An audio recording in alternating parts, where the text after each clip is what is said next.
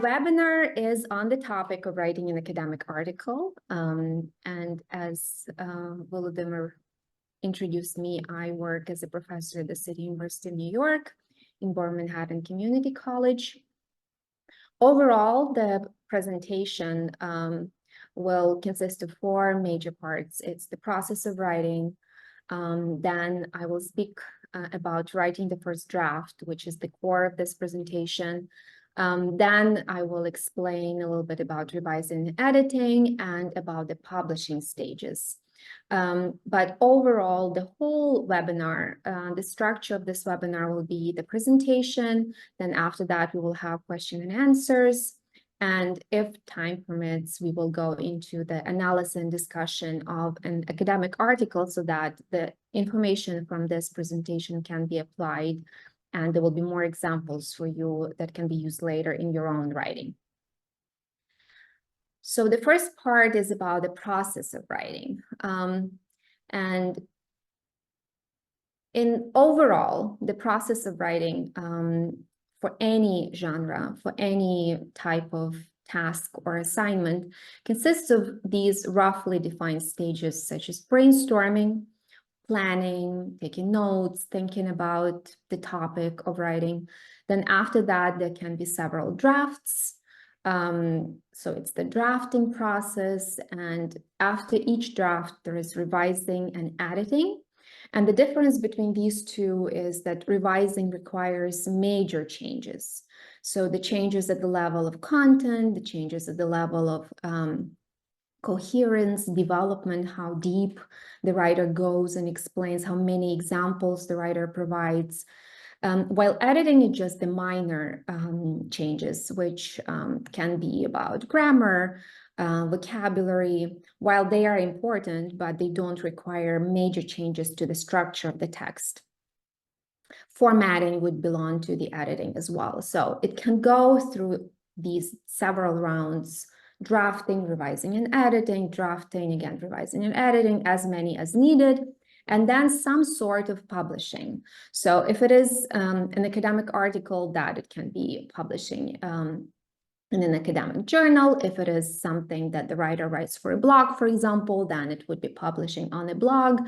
So some sort of, unless the writer chooses to put the writing in the drawer of his or her cabinet, then there is no publishing, right? But overall, we write for somebody else. So there is some publication part. In terms of writing an academic article, which is a separate genre, we have roughly the same stages, but there is a difference, of course. And everything starts with the preparation stage, which includes the brainstorming and which includes the planning. Then after that, it's writing the first draft, which is very usually time-consuming and carries a lot of weight and time and efforts for writers, followed by revising and editing. And again, it can be several drafts there. And after that, there is submission for publication, separate part of the process, followed by the editorial and peer review, which I will explain and focus on later. And after that, there will be, again, there may be several rounds of revising and editing and drafting with several rounds of peer review. Sometimes, if the paper is accepted right away, then of course, the step is skipped, and then there is publishing. And the publishing process, if the paper is accepted, then of course the paper is published. But if the paper needs more revisions and the journal decides not to publish the paper, then again, the process can start cyclically again. So the author will have to prepare the paper for another journal, right? So then it's again preparation, the first draft, and it goes again until it is finally published somewhere. So now I'll go over all of these stages, right? So the preparation part, there are 2 separate things to think about at this stage of writing an academic article. So there can be different types of academic articles. There can be position papers, there can be systematic reviews, usually it is an empirical study, but there are different types. There can be just thoughts of the author or reaction to some other article published. I will mainly focus on the article that is a research study that has empirical research as the basis, and the author is trying to publish the results, the findings of the study. So when preparing for writing about the research study, there can be two different approaches. And the first approach is writing simultaneously with conducting a research study. So this is what we see on the screen. And that some authors do choose to do that, because then when you're, for example, collecting data, and then when you write at the same time about it, there may be more details recorded when you're writing at the same time when you're collecting the study. So the risk of losing some information or forgetting some information is slightly lower. So it is better in that sense to, it's richer. The description of all of the stages is richer. While many authors also choose to do it after data analysis is finished. So basically all stages until reporting the study, they're all over. And at this stage, of course, you see the big picture, what happened, what changes were necessary during data collection, what changes were necessary during data analysis. So the study, basically conducting the study process is over. This is also another approach, which is fine. It depends on who is writing the study, what is better for you. But there is a risk of losing some details. So if a scholar didn't take notes about certain aspects of data analysis, for example, if you are doing a systematic review of literature, and at some point you sorted out all the duplicates in the data, or you sorted out all the articles that you deleted from your data set, all the articles that do not belong there based on some criteria, and you didn't write down that number in your journal, researcher's journal, or in your notes, then later it will be harder to report it because that information is no longer available, and it's really difficult to get that information because it's time consuming to redo it again. So there are pluses and minuses for both of these approaches, and it really depends on how you're approaching it, what you prefer. I usually do it after finishing data analysis, but I make sure that I take notes and I have those entries in my researcher's journal because later all of these questions, the reviewers will pick up on them, and if something is missing in the description of the methodology, that can create a problem. Another aspect of the preparation stage is the collaboration. So it's much better to discuss everything ahead of time. So all divisions of labor at all stages of writing should be discussed ahead of time before starting writing, to avoid any potential conflicts, or all people are busy, we all have multiple tasks to do, and it's important to plan ahead of time so that later nobody thinks that, well, we disagree about this and that. So it's important to know how you cooperate, what parts of writing you are responsible for, how the process of revision and editing will happen, who is going to be a corresponding author, who is going to submit the article, who is the first author, which is very, very important, as there are many, many, many cases that people later feel that they are putting more labor into writing or research, and the order of authorship should be changed, and that creates unnecessary discussions. So the collaboration part, just the same as when conducting a study, the same about the writing the study. This has to be prepared ahead of time and discussed.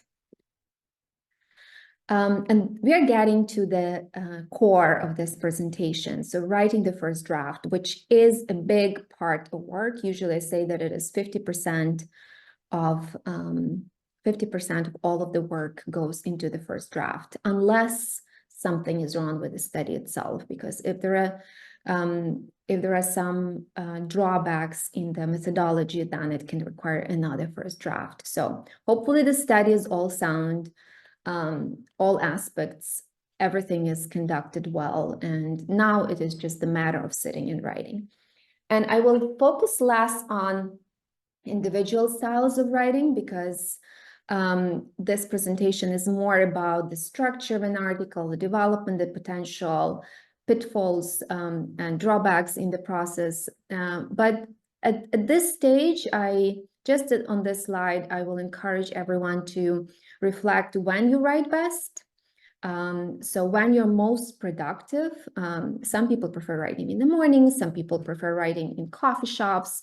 So just thinking about what works best for all of us and for each one of us, that makes a difference because sometimes a scholar can sit down and write nothing, but then sometimes it really just flows. How many cups of coffee you need? This is something that is very individual for everyone. But the focus of this is on the structure. So how do we do it? How do we write an academic article? As I said at the beginning, there are different types of academic articles, but this one with the focus on empirical study usually more or less has the same structure for all academic journals, as far as I know. It may differ based on the country a little bit. It may differ even in the same country based on the journal, but more or less it's the same parts, the same sections of the manuscript. So usually at the beginning we have an abstract, and if at some point, if I'm using a term and that term is not familiar just because there is a difference in terms of terminology, please do write your question in the chat, and Volodymyr will interrupt me and I will explain what it is. So please do write the questions there. And as I said, all of this will be posted, the documents will be posted in the Google Drive, so you will have access, and the link to the Google Drive is going to be shared in our chat in this webinar. So at the beginning, we have an abstract, and then it's followed by keywords. There is an introduction then. That introduction is the beginning of the body of the manuscript, basically. Theoretical framework, followed by the literature review. And I see that there is a question. Oh no, it's just the link to the Google Drive. Thank you, Volodymyr. So literature review is followed.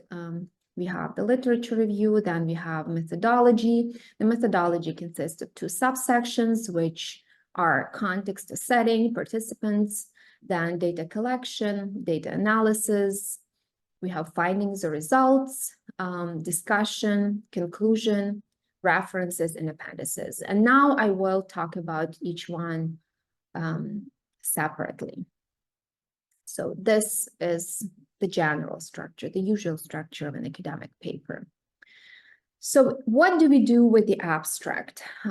With the abstract, usually what is necessary to include is the methodology, the focus of the study, and the purpose of the study. So there can be something, the beginning of the abstract can be something like, this qualitative multiple case study focuses on, right? And then you write what it is or investigates. And maybe at the end of that sentence, there will be what theoretical framework you use. The abstract is usually very short. It's 250 words or even less or a little bit more, but there isn't much space. The length is short, so you have to be very concise with words.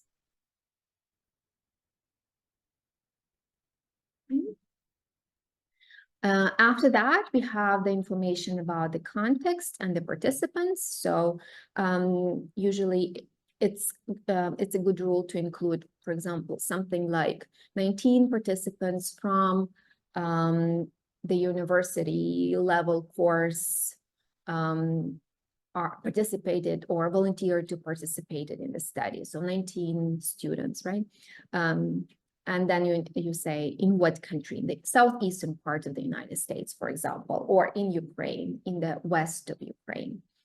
Then after that, we list data collection sources and data analysis steps. Again, this is just very, very short piece section of the manuscript. So it's important just to include the most important information. So for example, data collection included 2 interviews, observation notes, and artifacts. And you don't even have space to explain that artifacts included handouts from the class or students writing. It's just artifacts. And then later in the body of the manuscript, you will have space to explain this. The data analysis, the same thing. It's very, very short. So only the most important information that will attract readers to your paper should be included there. And then the usual core of the abstract is the summary of your findings or results. Usually we use the word findings for the qualitative or mixed method, the results for quantitative study, but of course, sometimes it differs, so it depends. It is the core because usually that can give the readers just enough information to want to read your paper, but not enough to just read the abstract and skip reading the manuscript. So it's important to be strategic with this part, summarize it well, but at the same time, just because of the nature of the abstract, you don't have enough space to really provide too much. If there is space, if the length permits, then you mention the discussion implications, but usually this part is skipped just because there is no space. So that's the abstract. With the keywords are usually used to help readers to find your paper. So if your paper is on online language teaching, it's important to include this phrase in your keywords. So here we list major terms, which include words and phrases. So hybrid classes, right, would be, for example, a keyword, or assessment if the paper is on assessment, right? So you need to think what are those keywords that when the reader is looking for the papers on their topic, they put it in the search, and then your paper will be pulled up and of course will be read in the future. Usually just 5 keywords maximum. Sometimes it can be longer, but the usual is from what I remember and I've seen it, just 5 keywords. The editors really do not, from my experience, the editors usually do not pay attention to this. So it just really for the authors to make sure that their paper will not be buried somewhere in the pile of other papers. And now the main body of the manuscript of your article. The first section is the introduction, and the introduction has 2 functions. The first function is to introduce your paper, to set the background a little bit of background information, but also to show the need. So this part is very, very important, and I'll speak about that in a moment. So how we are doing it. So all of these sentences have to be built strategically. So usually the introduction consists of 2-3 paragraphs, and we are starting with the general information. So for example, if your paper is on distance language education and assessment, so the specific focus is the assessment, then it's smart to start just with the distance education, to go from something that is wider and making it to narrowing it down to the target focus. So we need to explain what's going on in several sentences in the distance language, in the distance education, then go to online or distance language teaching, for example, or distance language education in general, and then narrowing it down step by step, and citing sources, synthesizing research step by step, showing that you know the field of distance education in general, you know the field of online language education, going to online language teaching, which is narrower than online language education, and then going to the topic of the assessment in online language teaching. So all of this has to be done step by step.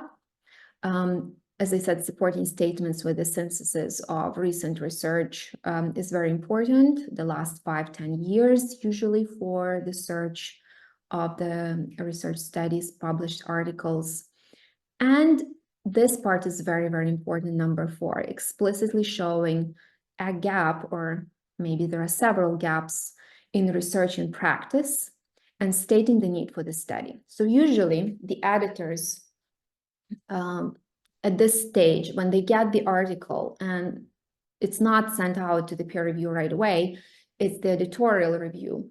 And the editors look at this part very, very thoroughly. They want to know whether this study is needed, whether there will be readers for this manuscript. So they look and they check whether there is this review synthesis of research, whether the author showed a gap in the research, which is very important, but the same not enough. There should be the need in practice.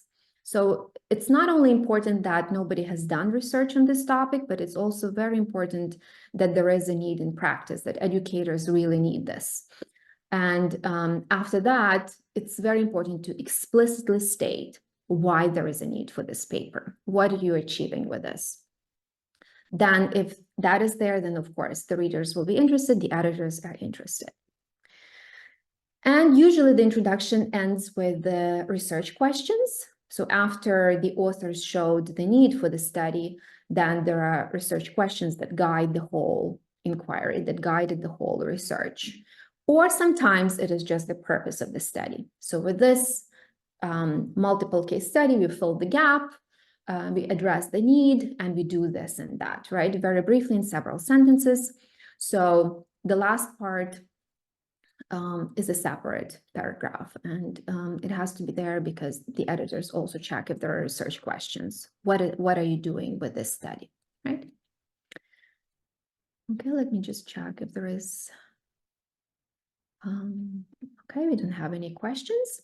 The next part, the next section of the manuscript is theoretical framework.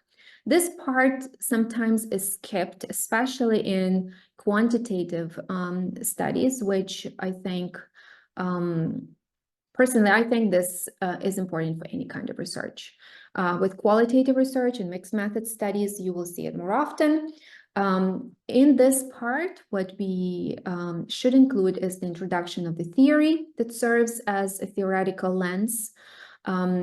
So even before conducting the study, there has to be some theoretical approach or theory or conceptual framework through which you look at all aspects of your study. And that has to be obvious in the manuscript as well and explicitly explained. So we explain what it is, what this theory is. We provide definitions of major terms related, concepts related to this theory, and state how this theory was employed in the study. So in my research, for example, in many studies, I have used ecological perspective, because for me, it is important to look at specific thing that I'm researching. For example, I looked at the peer review, right? So I wanted to investigate peer review of English language learners as contextualized phenomenon. So I see it as that context is very, very important and plays the role. And this framework allows me to have a holistic view of peer review and include all of the factors, consider all of the factors, all of the agents in the environment, the teacher, students, any other influences, and all the processes that happened in the context. So at this point in the theoretical framework, I explained what this theory is. Then I explained who was the founder, Leo van Leer. He has the book. He was the one who developed this in the applied linguistics. I explained the major terms such as affordances, which are opportunities in the context. And then later throughout the paper, I use those concepts that are related to this theory. So it's not just in this section that it's obvious that I use this theoretical lens. It is obvious throughout the whole manuscript. And this is important because the reviewers will comment on this, that it cannot be just that you write it separately and then you forget about it. And being very explicit, so why you chose this theory and how you employed it in the study. This has to be part in the theoretical framework. Theoretical framework is followed by the literature review, and literature review seems to be a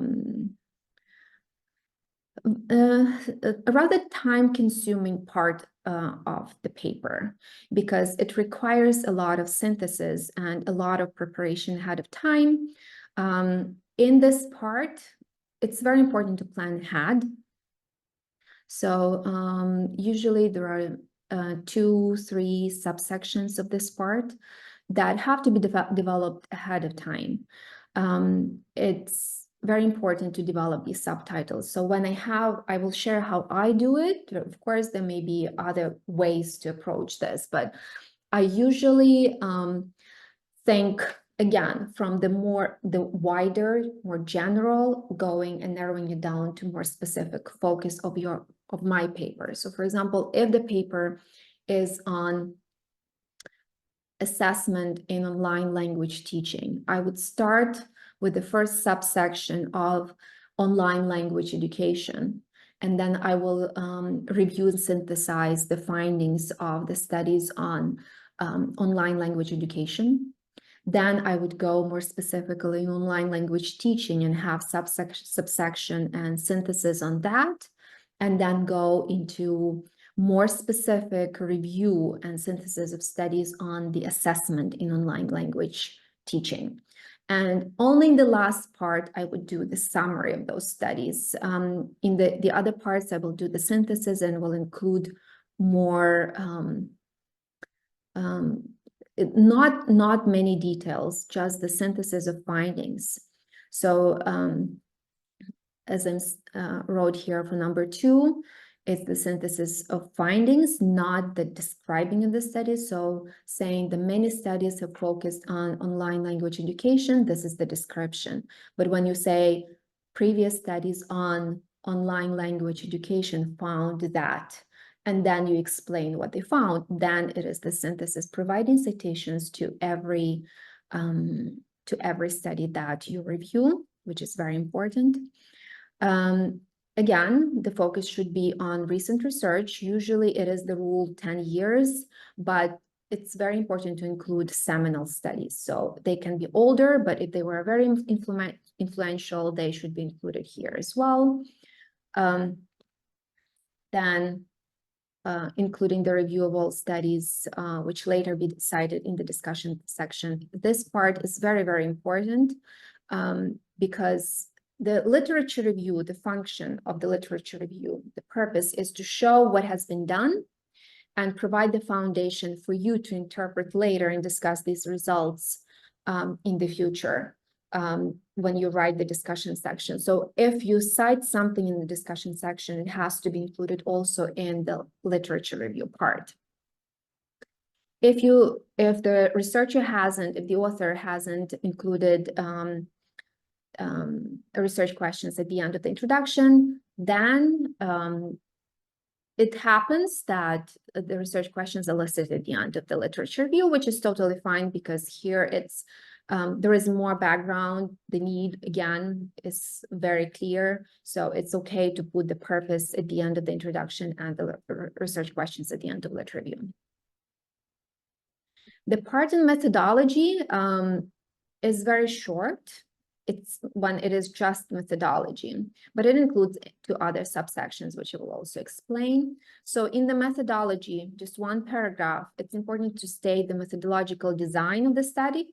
For example, it is a qualitative multiple case study, right?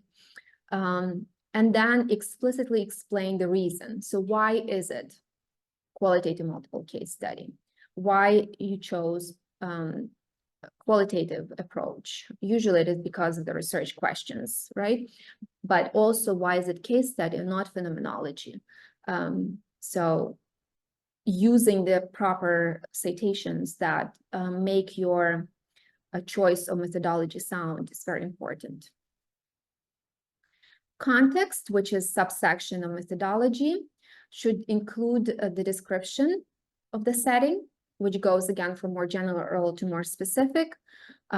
So it's important to start from the university level, explain a little bit about university, and then go to the program itself. And then later, if the focus is on one specific class or several classes, explain the nature of those classes and characteristics of those classes or lessons. It's important to remember that we need to protect the privacy of the participants so that nobody will know where it was conducted, the study was conducted. So it's the general rule that we do not name the university, and there can be something like this in the description. We collected data in the face-to-face setting at Purple High School in the Greene County School District.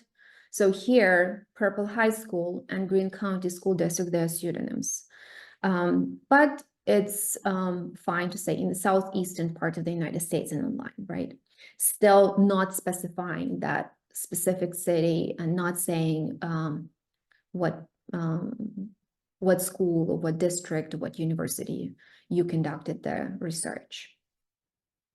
With the participants, at the beginning, there has to be, well, sometimes it is skipped, but usually the reviewers do ask for this information, how the participants were recruited, especially for quantitative studies, because there are such things as randomness and recruitment of the participants. The different strategies play a role. How you found those participants, how you recruited them, what strategies you used, and how you obtained consents.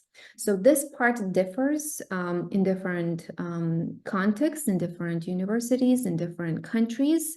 In the United States, there are review boards that make sure that the research follows the rules and regulations for protecting participants, and everything is done well so that this research study is not going to hurt anyone. So every researcher, before conducting anything, is supposed to submit the application, explaining all aspects of the study, providing all of the instruments, even stating the words that will be used to recruit participants. And then the review board, based on the kind of research that is going to be done, they look through everything and they approve or they ask for revisions. And the consent part is when the researcher is asking the participants to sign that they will participate in the study, but the participants have a choice to leave the study at any point, and their data will not be included. So if they are under 18, usually the parents also need to sign, and everybody who is participating, they need to sign consents as well. So that part is very important. And usually, sometimes the editors, if it's not evident in the manuscript, they will ask about this. Then the section, the participants, of course, needs to include the description of the participants, such as relevant socio-demographic characteristics, such as age and ethnicity, other important characteristics, such as number of years studying English if the paper is on language teaching or teaching English, description of cases if it is a multiple case study. Usually for qualitative research, there needs to be thicker description of the participants. So that's why I included here, if applicable, right? Very common to have a table there with details about the participants that is kind of like a summary where you will see the age, whether it is a female, male, or self-identification, the pseudonyms, from what country they are. It's important to remember that there shouldn't be much of an overlap between the table and the description. So the table, if the table provides this information, there shouldn't be much repeated in the text. And again, it's important to remember that we need to protect the privacy of the participants. So we use pseudonyms, and the pseudonyms, sometimes the participants choose them if you ask them to do that, or you can choose pseudonyms for them, and just making sure that nobody knows, nobody has access to this unless somebody from IRB asks for real identification. But in my practice, that has never happened. So it's just the researcher and the research team that have access to this. Data collections and data analysis sometimes are included as part of methodology, but sometimes they are separate sections. So you need to check the target journal where you're going to submit your paper, but usually it is separate. So that's why I made this as a separate section here in the presentation. So in the data collection part of the manuscript, it's important to state the length of data collection and specify the dates. So for example, we collected data for 1.5 years, and the data collection started in May 2022 and lasted until. So this way, it's important to specify the dates because some journals require that the data collection happened not long time ago, so within 3 years of publishing the study, because so much can happen within 3 years, as we know from our Ukrainian experience, right? So many things change what we do and how we do, and all of that influences our research study, our data, and our interpretation of the results. So the lengths and the dates have to be followed by the data collection sources. So just listing them briefly, and then one sentence or several sentences for each source describing what you did with them. For example, if you had interviews in your data collection, right? You can specify that they were semi-structured or structured, how many interviews you had, and when you conducted those interviews, who conducted those interviews, for example, in the middle of the semester, the beginning of semester. So all of this needs to be there, because if somebody is going to replicate your study, they will want to follow the same procedures what you did. Explicitly stating who collected data and describing any aspects of collaboration at this stage is also important because of such concept as triangulation. And I will explain it briefly, since it is maybe you have some experience with this, maybe not. So I'm not sure who is in the audience. So the triangulation is having 2 or more sources of something. So with data collection, you want to make sure that there are 2 or more sources of data for each research question, because it's easy to explain something with, for example, this painting or whatever object you choose. If you have just one data collection, you will look at this painting from this perspective. But to have the big picture, to collect as many details and as much information about every aspect of that thing that you're researching, you need to look at it from different angles. So if you look at this painting from this perspective, it's one thing, but if you look at it from all angles, you will have more knowledge about this, and you will know how it really looks from all angles. So this is what triangulation is. You have a research question, you look at that phenomenon, at that specific focus, that object or that thing that you're researching, processes, for example, from different perspectives because you have different kinds of data. Collection of data also, if there is collaboration, who is doing that and how you're doing it and whether there are differences in terms of how you collected that. All of that has to be documented and explained as well. With data analysis, at the beginning, we have to say when it happened, just as with data collection. Describe the preparation for data analysis. So usually it is the transcription or sorting the data, or if there are multiple sources of data types, then we have to explain how all of that became ready for data analysis. So here, that's at the beginning. And then step by step, chronologically, we describe all stages of data analysis. So if it is a qualitative multiple case study, the analysis goes within case, through coding, developing categories, developing themes, emerging themes, right? And then it's across cases. So we compare and contrast cases to look what we have in the study.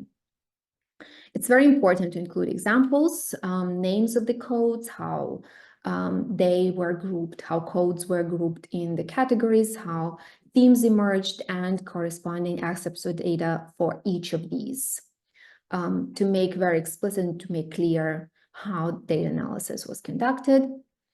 And again, any aspects of collaboration needs to be explained at this stage, and explicitly stating who analyzed data is very important.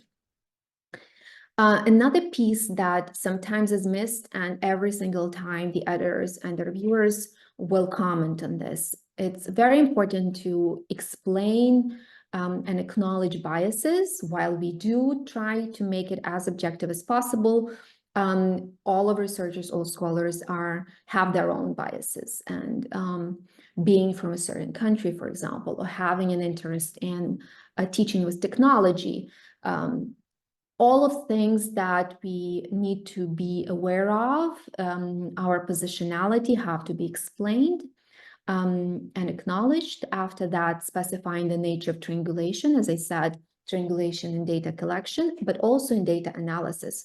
So if one person is analyzing the data, it is possible that all of these biases can come into play. So it's important that several people analyze either all the data or pieces of data, talk about that there are certain procedures that need to be followed to make sure that we have the trustworthiness of the findings. So stating that you did everything possible to make sure that the findings are reliable and trustworthy, you need to explicitly explain this. Okay, the findings part. In the findings, we need to revisit at the beginning the goals of the study. So just briefly state that we focused on this and that, or the research questions, and then listing the major themes if it is a qualitative research study as a usual practice. In the quantitative study, just, well, this was the first research question, and then you provide the findings for the first research question. For qualitative, we have the goals a little bit, then the major themes listed, which will become the subsections of the study, of this manuscript, of this part of the manuscript. And then we follow with the same order as the research questions. So if the first research question was how the participant did this and that, this will be part at the beginning, your answer, your findings for this research question, and then following research question, and then the third one, if you have one. We provide the findings and excerpts of data. So pieces of data that serve as examples and followed by the interpretation. It's not enough just to copy and paste part of the data about this. It's important to later explain what happened there, including tables. Sometimes it helps because that saves space, but it's important to avoid overlaps in the text of the description and the tables. In the discussion part, it seems like a small part. There is only one thing that I listed here, but it is, from what I know and from what I hear from others, is the most difficult part to write, because here you need to answer the question, so what? You need to show the contribution of the study to the field of researchers and to the field of practitioners.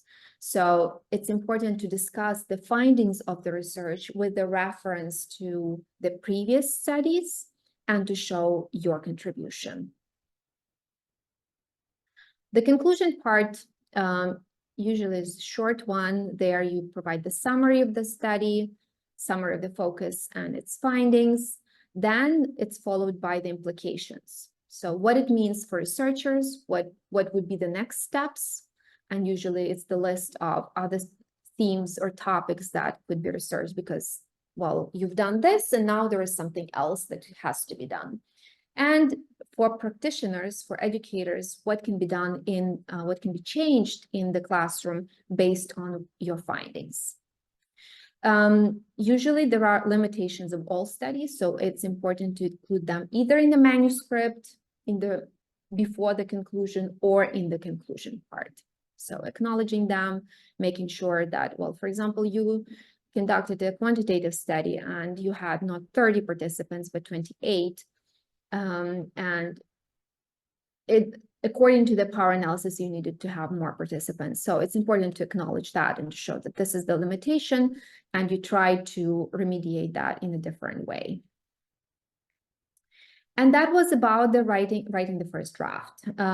Revising and editing stage is making changes. So you have the first draft completed, and at this stage, it's about making changes to make it better and prepare that for the submission to the journal to publish.